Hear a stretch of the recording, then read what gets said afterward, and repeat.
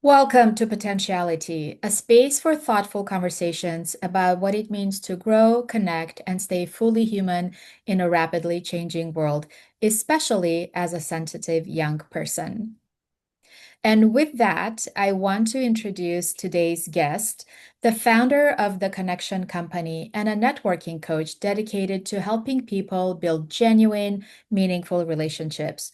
Through her coaching, workshops, and community work, she supports professionals, especially those who feel awkward or anxious about networking.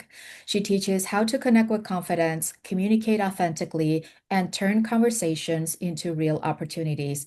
Welcome, Galit. It's great to have you here. Hi, Alina. Thank you so much. I'm really grateful to be here.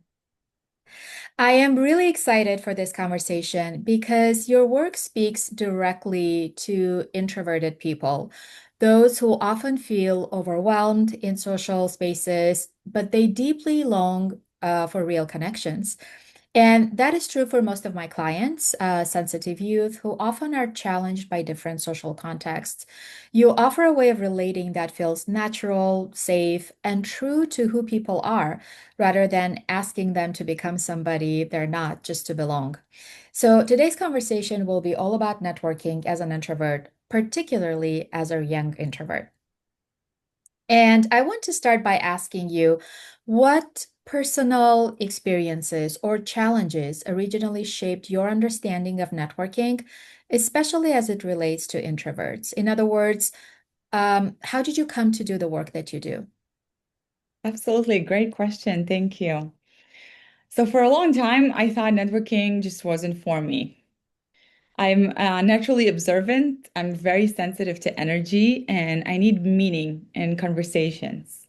Most networking spaces felt loud, transactional, exhausting, to be honest with you. When I moved to a new country, I did not know a single soul here in the United States when I moved at 25. I didn't have the option not to network. So I had to build relationships from scratch. I didn't have a family, friends to lean on, or connect with. So I needed to kind of build that circle around me. I quickly learned that forcing myself to act confident or be overly social didn't work. I also was in my head about a foreign accent and a language that I knew, but I really wasn't really fluent in at all. So what did work for me was just slowing down, asking genuine questions, focusing on one connection at a time, getting to know people for real, for who they are, and letting them have the opportunity to get to know me. That experience showed me that introversion and sensitivity aren't weaknesses in networking. They're actually strengths when they're used intentionally. That is amazing. I actually, through everything that I do as a coach for sensitive youth, is to position our sensitivity as a strength, which is exactly what you've done, and you're still doing it. And it clearly works for you because you're such a successful and really extraordinary networking coach from my personal experience that I've had with you.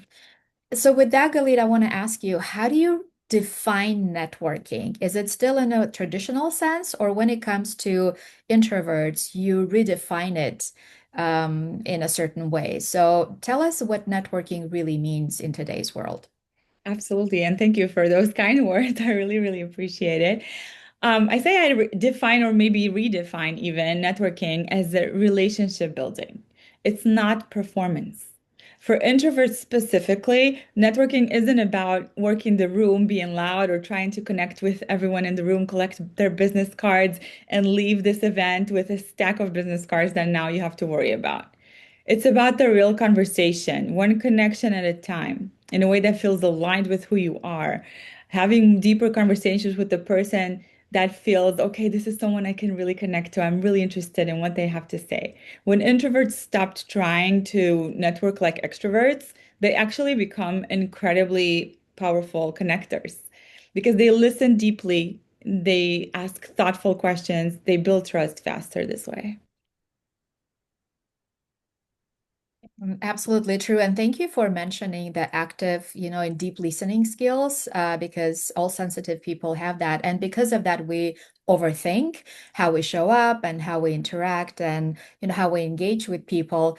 I remember as a teenager, every time I was invited to a birthday party, I would find a book somewhere on the shelf and sit in the corner and pretend I was busy reading, not to engage with anyone, and always thought that something was wrong with me. A lot of my clients feel the same way, that it's really a disadvantage to cope with rather than seeing it as a gift that you said that it is.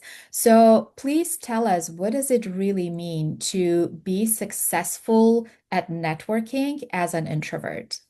Okay, really good question. And I love that story. And thank you for being so open and sharing that vulnerable moment.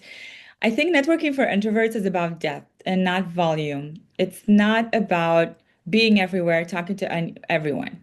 It's about being more intentional, building genuine relationships that actually go somewhere. The biggest struggle that I see, and you kind of mentioned about it, is the pressure to self-promote in a way that feels misaligned, right? So many introverts are empathetic people.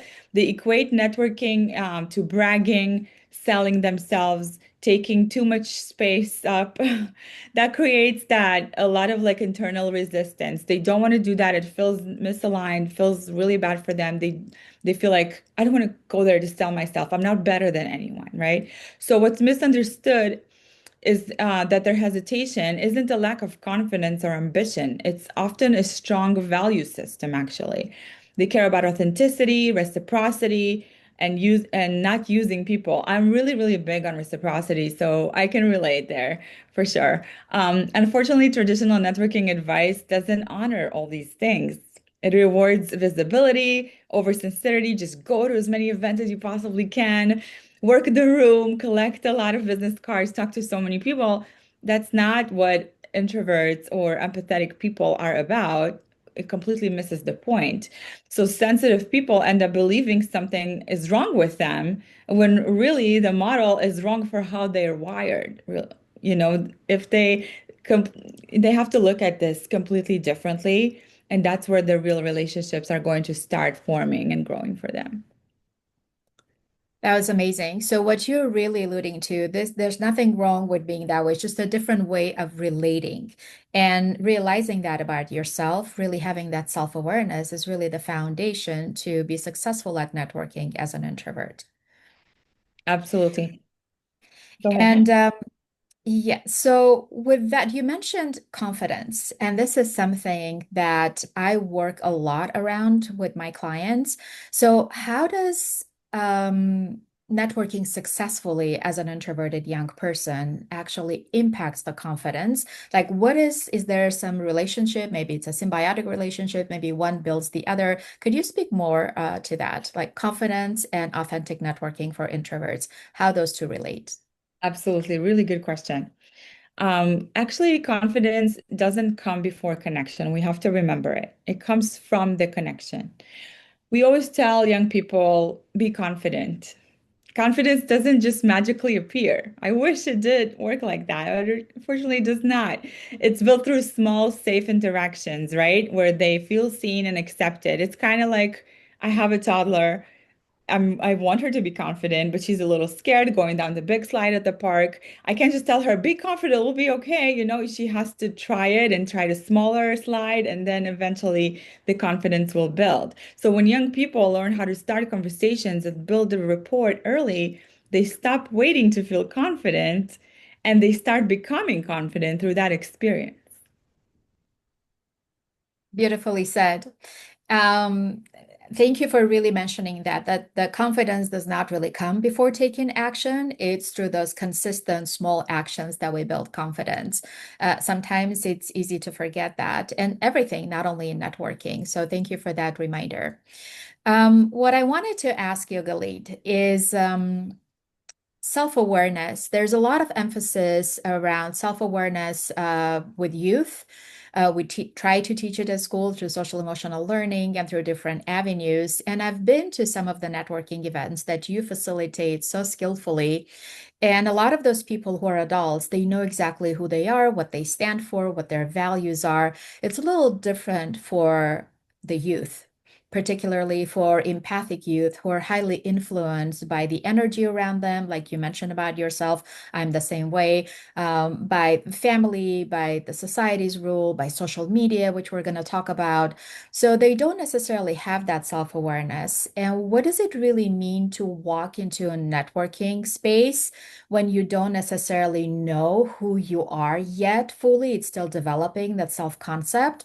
And can actual networking, like authentic networking, help with their identity development? So I also want you to talk about the relationships of how self-aware I need to be in order to network authentically, and how networking itself helps shape my identity as a young person.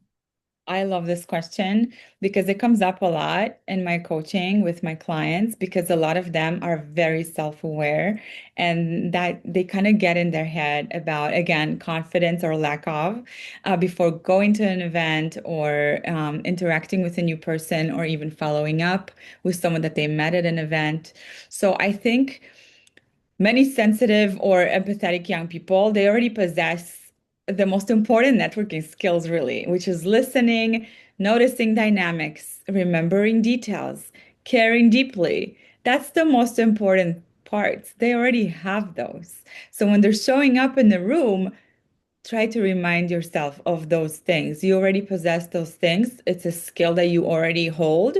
So you're already at, instead of a disadvantage, you have an advantage because not a lot of people have those skills that they're specifically and specially yours, right? So what they're missing isn't the ability, it's more about the permission. They've often been taught that being quiet or thoughtful puts them in as a disadvantage, like I said. But in reality, what it does, it gives them an edge to build trust because people will notice those. They won't necessarily always will be drawn to the loudest person in the room. Sometimes it's even a little bit off-putting, but the person that, really kind of scans the room, reads the energy, and all of a sudden they're attracted to this one person that radiates good energy and good vibes, that's the person that people would want to talk to and build a connection with. So it's a reframe that, empathetic and sensitive people, whether they're young or not, can remind themselves of before they're entering these rooms. I really want to express my appreciation for how well you frame sensitivity as a gift, approaching it from different angles. It truly is. And I think our goal, each one in our niches, is to really help people see sensitivity as the gift that they have and learn to skillfully work with it, because that's where the power really lies and what they can do for themselves and what they can offer to the world. With that, I really want to talk about social media and digital communication. We are entering the age of AI. It really shapes how we communicate with each other. Right now, we're actually on a platform communicating with each other. We live in a very interconnected world, and there are a lot of advantages to this, but there's also the downside. So, in your opinion, how do social media and digital communication shape the way young people learn or don't learn how to connect in real life? And that really comes down to that authentic networking. There's such a good question. I think that it could go both ways. Obviously, there's that screen, right? That we sometimes hide behind, and we're okay with just like liking posts and never having a real conversation with the person. And this, in our eyes, is a relationship. It's really not. It could be a way to support a relationship that you're building outside of the screen with that person. So there's a way to support each other by supporting each other on social media too, but it cannot be the only way we connect. And I think that, yes, sometimes we can be really comfortable, because we are introverts, so it's okay. We're just going to be in our PJs at home and we're going to interact this way, but it's not real interaction. It's not real conversation. You can't really get to know a person by chatting, even by texting. That could be a way to follow up, and that could be a way to schedule a coffee meetup, or let's get together, let's hang out, let's really like do something that we both enjoy so that we can get to know each other and have real conversations. But it cannot be the only way that we connect because again, there's like this fog. You know, you're never going to really get to know a person if it's just behind the screen or even on Zoom. And that's already a better connection because I can see your facial expressions. I can smile. I can see if you're smiling. I can see if you're distracted or looking at your phone while you're talking to me. You know, so I think that with where we're going, we have to also be mindful of let's not lose this inner real connection between humans. We can use that to help us and support our goals, which is great. I'm all for AI. I love it. But we have to be mindful of this cannot replace human interaction in real life.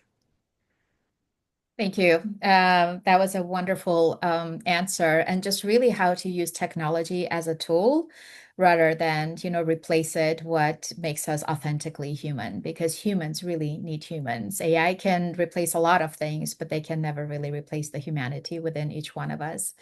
So, with that, I really want us to get to very practical things. So, if let's say I am that introverted young person who is struggling, to make those authentic connections, to step into a networking event, or even to find the right social context to create those meaningful connections, what are some small learnable steps that replicated over time can really get them to the success that they desire in networking? And we will then talk about why it's so important with the next question. So, give some practical skills, some tools, maybe some insights, something that will help that person, young person who is really challenged to take the first step into authentic networking, where they can start. A really good question. Thank you. I think for young people, again, you have to remember it's not just about the business cards or the LinkedIn, right? It could be as simple as learning how to introduce yourself, how to make a thoughtful introduction for someone that came with you to this event, how to try to support someone else and not just pitch yourself, how to ask meaningful questions, how to say thank you, how to then stay in touch, follow up with a person, whether it's a text. And again, like I mentioned, let's get coffee. I'm available Tuesday. You know, what would you like to do? I would love to grab lunch with you. What's your favorite food? Where can we meet? I want to get to know you a little bit better. It's really small habits that compound over time and shape how you move through the world, not just an event. But specifically for an event, I would say again, don't try to like work the room. That's never going to work. You're going to feel exhausted and you're never going to want to do this again. You're going to go home and not want to speak to anyone for 2 days. So don't do that. Just come, be open, be yourself. Come with the thought of how can I help people here? What can I contribute instead of I need to sell myself, I need to get so many business cards, I need to get business or anything like that. What can you get from those people? They're going to feel it. And you're an introvert, so you're not going to be like that anyways. But my point is try to have, let's say, 5 conversations, try to have 3 really meaningful and deep conversations, and try to leave with maybe one person that you want to connect with afterwards. That's all you need. And you can be there for an hour, for two, it doesn't matter. Once you reach that goal, you bounce and you say, okay, that was great. That was successful. And that's it. And that's all you do. And then the next time you go, now you're going to feel a little bit more comfortable. And maybe bring that buddy that you met at the first event. And now you supported them as well. And now it's just little habits, little things that you can do, little action steps that you can do to build a skill. It's not that, no one's born knowing this. None of us were taught how to do this, right? So we just have to remind ourselves that we can be ourselves, we can meet the people that we're aligned with. If we keep our open mind, open heart, just be yourself, be genuine, people will really, really feel that. Thank you so much, Galit. I remember when I started networking intentionally as an adult already, my goal was to connect, but connect authentically, meaningfully, and deeply with just one person. And if I accomplished that, it already felt successful, right? I wouldn't walk away feeling like I did not accomplish anything. And I really want to bring this back to where we started, which we both are immigrants. And when you first come to a new country, it can be very daunting creating your new social circle, especially if there's a language barrier. So a lot of our youth are challenged with that.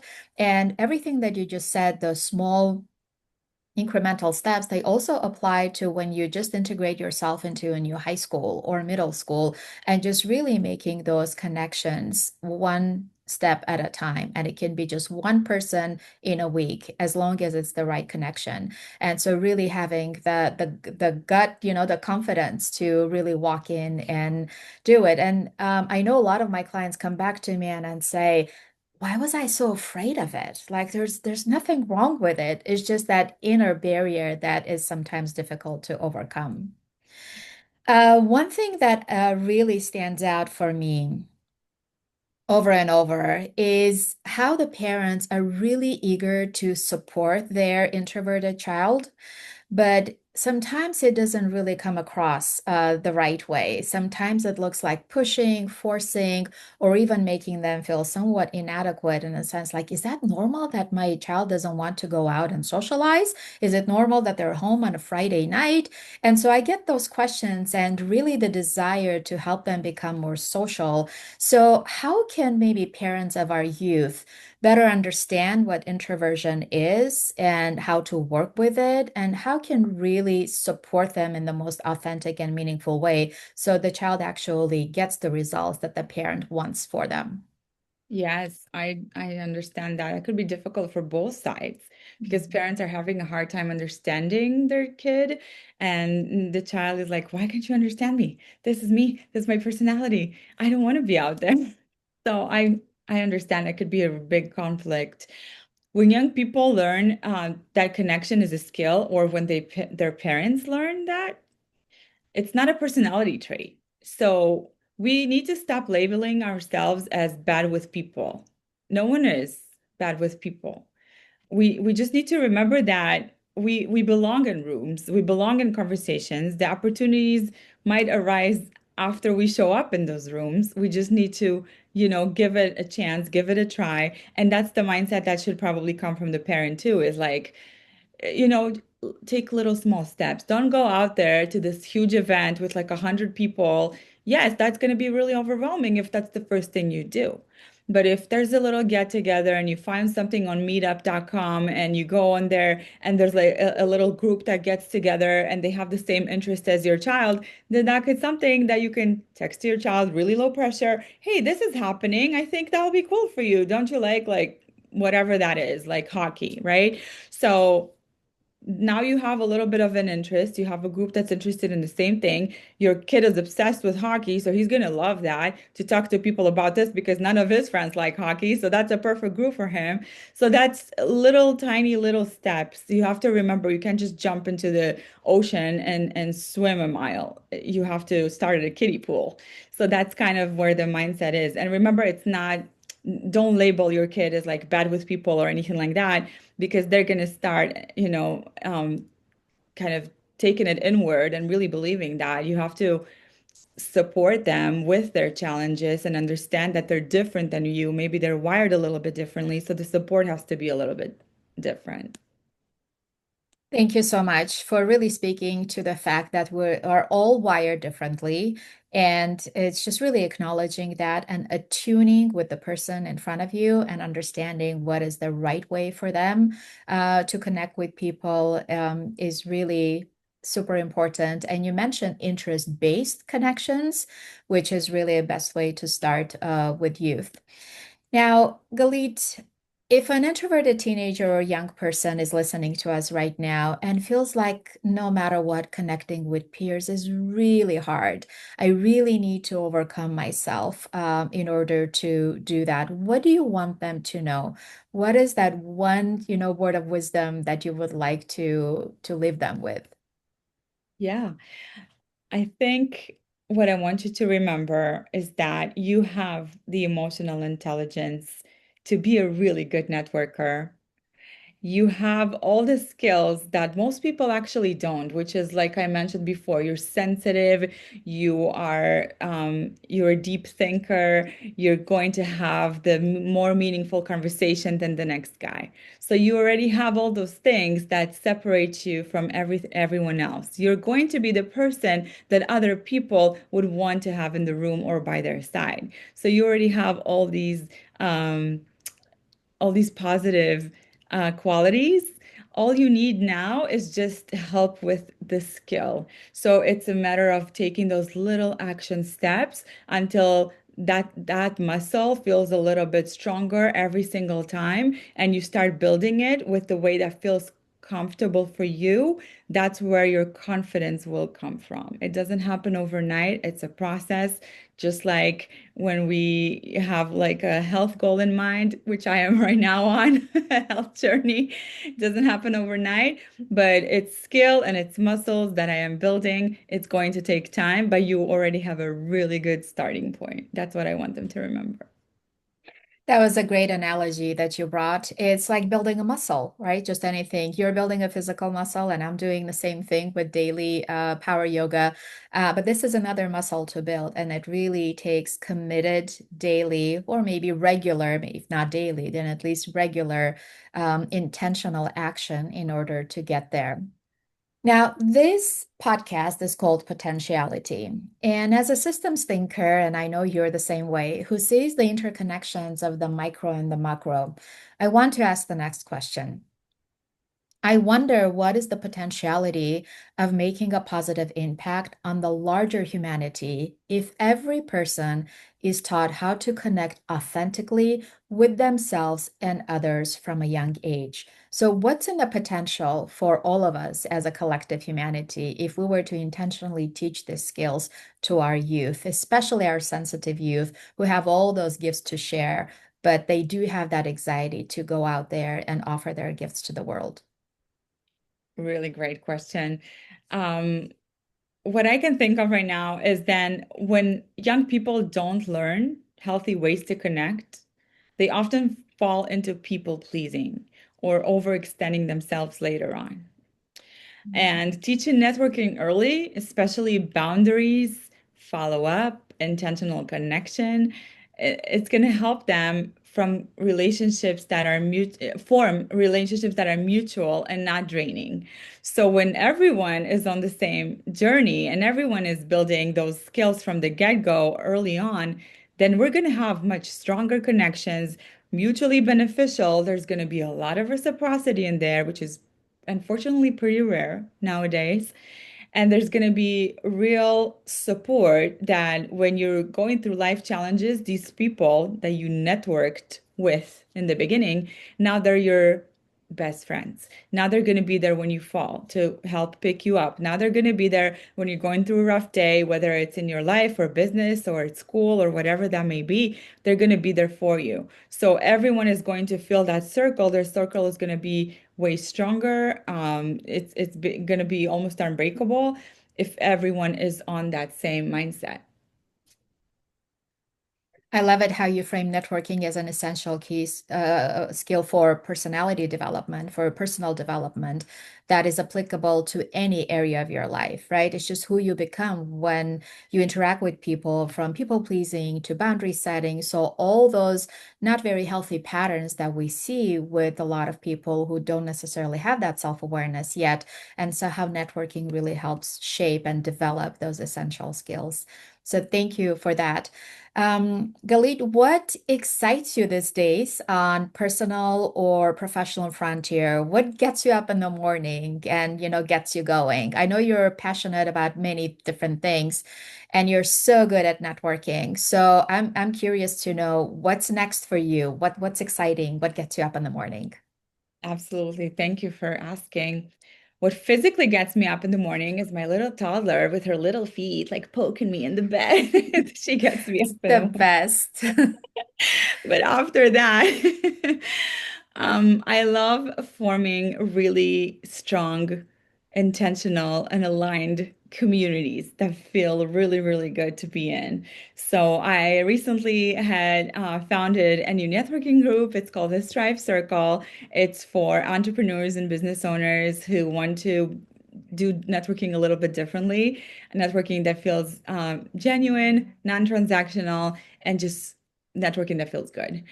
So we have this group. We meet on Zoom every 2 weeks. We also meet in person every 2 months. And I've been told that I'm building the dream networking group by a member in our group. So that's something that I am super excited about. We have an amazing group of high caliber professionals and you visited. Thank you so much for coming last week. So we love growing our group with awesome, awesome people that really are good at what they do. What else? I started doing a lot of speaking engagements on networking and connection and building that skill and the importance of it, whether it's in front of business owners or nonprofits or other groups of professionals. So that gets me really, really excited. I love sharing my passion for this world of networking and how we need to kind of reframe the way we do it and think about it. Other than that, this is my first podcast that I'm a guest on, so I'm really honored to be here. And I am hopefully honored first of that you are. many.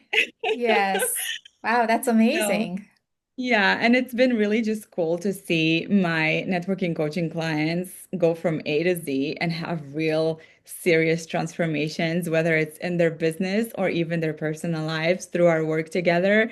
And to see that kind of work being done and me being a part of that journey is just super, super rewarding. And I didn't even know when I got to this business how rewarding it's going to feel and how good I'm going to sleep at night, knowing that I helped someone change their lives with this. Wow, that's amazing. Well, I want to say that you've really created a very special place through Stripe Circle. It really a networking container that is truly feel good. Like you said, everything that you said, every single word, that is true. That's exactly how I felt. You're just invited to be home, among like-minded people and just share the wisdom, the expertise, and everything that you have to offer to each other. So thank you for doing that. And I do see a lot of other opportunities for collaboration, maybe offering workshops to youth around networking. I think that's a skill that, as we discussed, everybody needs it, particularly the introverted youth. So hopefully we will be collaborating, in the near future. And I'm really honored that this is your first podcast recording and it happens to be with me. Thank you, thank you. And I would love to do all of those things. And thank you for the kind words about our group and everything. Thank you. Thank you so much, Galit, for sharing your life's journey, your wisdom, your passion for networking. I think it comes through very clearly, and your professional expertise with our audience today.